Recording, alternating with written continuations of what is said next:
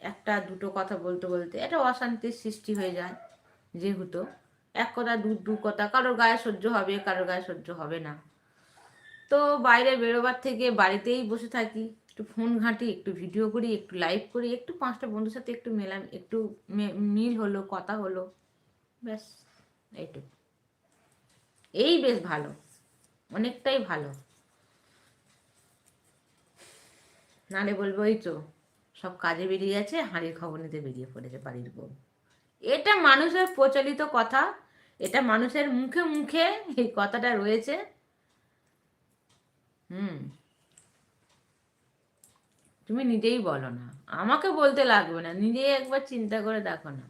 বাড়ির সবাই যদি ডিউটি বেরিয়ে যায়, এবার মাঝে মাঝে দেখবে কয়েকটা অনেকগুলো অনেকে আছে বাড়ির বউগুলো দেখবে ঘর থেকে বাইরে বেরিয়ে যায়, এর হাঁড়ির খবর তার হাঁড়ির খবর, এই নিতে নিতে নিতে নিতে নিতে নিতে একটা সৃষ্টি মানে একটা ঝগড়ার সৃষ্টি হয়ে গেল, একটা অশান্তি।